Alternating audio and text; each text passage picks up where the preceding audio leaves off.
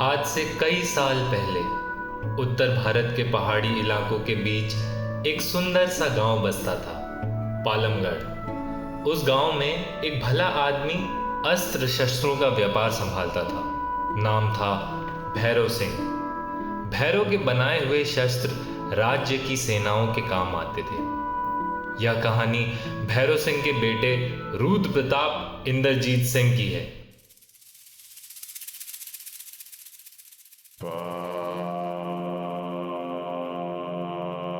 गांव वाले उसे इंद्र कह के पुकारते थे।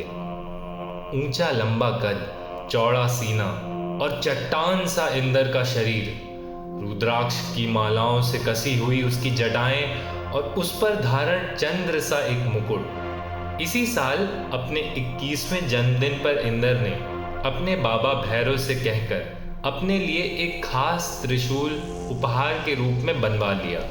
बस हाथ में वही त्रिशूल लिए दिन भर पहाड़ के जंगलों में विचरण करता रहता।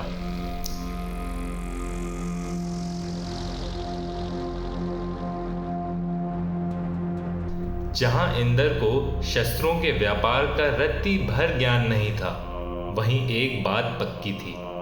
अस्त्र शस्त्र चलाने की कला में इंद्र का शौर्य दूर दूर के गांव तक फैला हुआ था।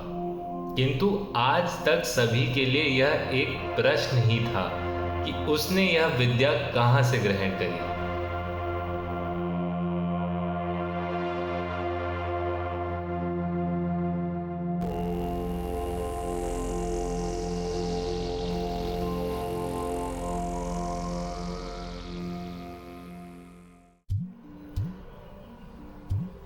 एक दिन भैरव को राजनगर के लिए काम से निकलना था। घर के पास एक विशालकाय पीपल का पेड़ था। वहीं उसका घोड़ा तैयार खड़ा रुक रुक कर आवाजें निकाल रहा था, जैसे सफर के लिए बहुत उत्सुक हो। भैरव पानी भर रहा था कि इतने में इंद्र वहां आया और आकर उसकी घोड़ा गाड़ी पर बैठ गया। वह कुछ बेचैन सा लग रहा था। कुछ देर तक चुप रहने के बाद इंद्र बोल उठा, बाबा, ये मैं क्या सुन रहा हूँ? मुखिया जी का दिमाग तो ठिकाने है। क्या हुआ मुखिया को? सुना है कल अपनी बेटी की शादी करवा रहे हैं। हाँ, और वो भी एक बुढ़े से। सुना था दूसरे गांव का है कोई और पंडित है। वो जो भी हो, है तो बूढ़ा ही। मुखिया जी अभी 50 वर्ष के भी नहीं हुए, पर जरूर सठिया गए हैं। अभी रुक्मणी की उम्र ही क्या रही होगी। कुछ समय पहले की ही बात है। 16वां जन्मदिन था उस दिन उसका, जब मैंने उसे पहली बार देखा। 2 साल से भी ज्यादा हो गए उस बात को बेटा। और तू क्यों क्रोध करता है? बेटा, वह मुखिया की लड़की है। कुछ सोच समझ कर ही उन्होंने अपनी बेटी का हाथ उस पंडित को दिया होगा। मैं नहीं मानता बाबा। रुक्मणी हमारे गांव की सबसे सुंदर लड़की है। उसके रूप की तुलना गांव तो क्या, शहर की लड़कियों के साथ भी नहीं करी जा सकती। उसका तेज देवियों के समान है। जरूर इसमें मुखिया का कोई लालच छिपा हुआ है। इंद्र दूर खड़ा होकर मन ही मन भनभनाने लगा।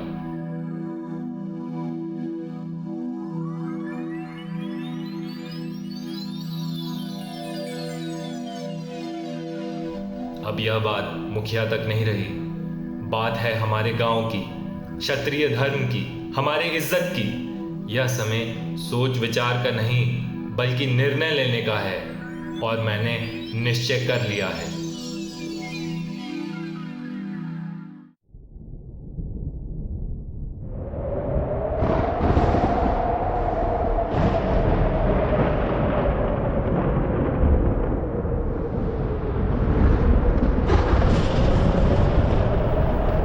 शादी की रात आ चुकी थी। मौसम ने जैसे पहले ही भांप लिया हो कि कोई अनहोनी निकट है। तेज हवाएं बहने लगी। धूल की हल्की आंधी ने मुखिया के महल को जैसे चारों ओर से घेर लिया हो। बादलों की गूंज सुन मानो धरती भी कांप उठती हो। वहीं उधर रुक्मणी को तैयार कर शादी के मंडप पर बिठाया गया। मंत्र के उच्चारण कुछ समय तक ऐसे ही चलते रहे। जैसे ही दूल्हे ने हाथ में सिंदूर लिए रुक्मणी की ओर अपना हाथ बढ़ाया कि तभी तूफान की रफ्तार में घुड़सवार सब कुछ तहस नहस करता हुआ मंडप के पास आ रुका। सर से लेकर अपने पांव तक उसने भस्म मला हुआ था। उसकी खुली जटाएं आंधी की हवाओं से तेज लहरा रही थी। ऐसा विकराल रूप देख लोगों में हाहाकार मच गया। एक हाथ में त्रिशूल और दूसरे में घोड़े की लगाम, उसकी चमकती आंखों में साक्षात काल नाच रहा था। कब उसने रुक्मणी को अपने कंधों पर तेजी पर नाजुकता से उठाया और मानो बवंडर की तरह पल भर में निकल पड़ा हो। उसे रोकने बीच में जो 3-4 आदमी आए वह बुरी तरह घायल हुए। उसके विलुप्त होते ही चारों ओर एक डरावना सन्नाटा महसूस हुआ।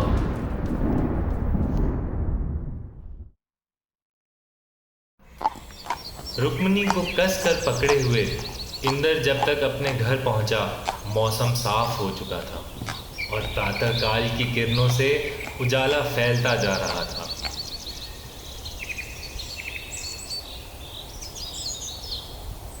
एक मध्यम सी ठंडी हवा जिसमें सभी पेड़ पौधे लहरा रहे थे, जैसे खुशी से कोई नृत्य कर रहे हो।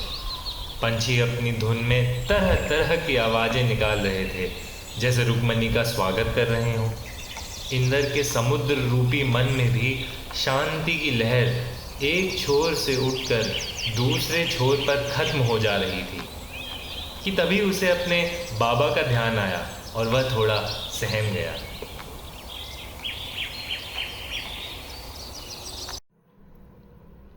इंद्र ने जब अपने बाबा को देखा तो लगा जैसे बरसों से वह उसकी राह देख रहे हैं। घोड़े से उतरते इंद्र और उसके साथ दुल्हन की पोशाक में एक स्त्री को देखते ही उन्हें दाल में कुछ काला प्रतीत हुआ। जैसे ही उन्हें परिस्थिति का अंदाजा लगा, इंद्र पर वह ज्वाला की तरह बरसते हुए बोले, कुपूत, तेरी इतनी हिम्मत कि तू मुखिया जी की बेटी को उसकी शादी के मंडप से उठा लाया। आज तेरी माँ अगर जिंदा होती तो किसी को मुंह दिखाने लायक नहीं रहती। तुझे बड़े लाड से पाला, माँ की कमी नहीं महसूस होने दी, तभी यह दिन दिखलाया तूने। रुक, अभी तेरी खबर लेता हूँ।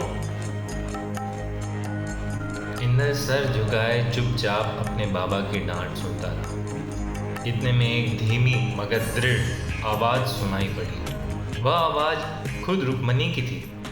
बाप और बेटे जैसे एक पल के लिए सुन्न रह गए। बाबूजी, ये बात सच है कि आपके बेटे ने बिना मेरी जानकारी के मुझे मंडप से उठाया, मगर यह सच नहीं कि मैं यहाँ जबरदस्ती आई। यह सुनते ही भैरव और इंद्र ने चैन की एक लंबी सांस ली।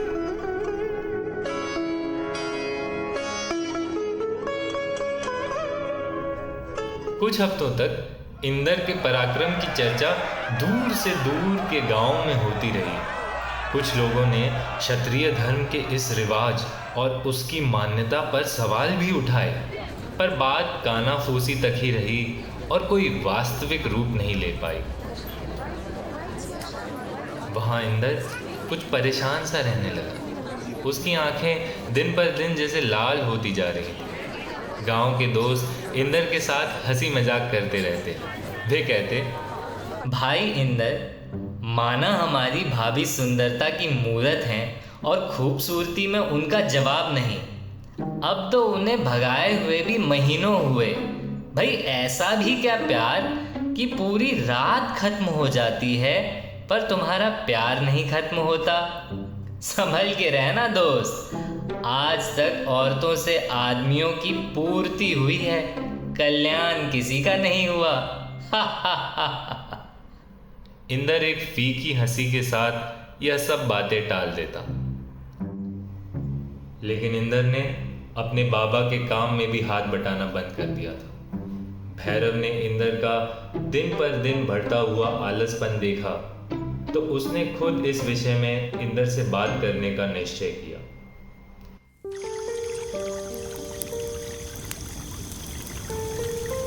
घर में जिस दिन से रुक्मिणी का आगमन हुआ था, भैरव ने घर के किनारे ही अपनी एक अलग कुटिया बना ली। इंद्र के लाख मना करने पर भी वह नदी के पास एक धीमी आग भड़काकर अपनी कुटिया में चैन से रात बिताता। कहता बड़े सुकून से है। ऊपर से एक नया शौक भी पाल लिया था, सोने से पहले चाय पीने का, वह भी बिना दूध की चाय। यूं ही एक रात उसने इंद्र को अपनी कुटिया पर बुलाया। इंद्र कुटिया पर आते ही बैठ धीमी आंच में अपना हाथ सेकने लगा। दोनों जन काफी देर तक चुप रहे। समय बीतता रहा और रात हर पल सुहानी होती गई। रात की गूंज जैसे बाप और बेटे के बीच फूंक फूंक कर कुछ कहना चाह रही हो। भैरव ने इंद्र को अचानक ही टोका। बेटा क्या बात है, तुम पत्नी मोह में इस कदर डूब गए कि सब कुछ भूल बैठे। आंखें तुम्हारी लाल रहती हैं, काम पर तुम आते नहीं, ये मामला क्या है? इंद्र ने भैरव के प्याले में चाय भरते हुए कहा, बाबा, जिस दिन मैं रुक्मिणी को घर लाया उसी रात मुझे मालूम हुआ कि भगवान ने उसे इस रूप के साथ एक और भेंट भी दी है, दहाड़ते हुए खर्राटे।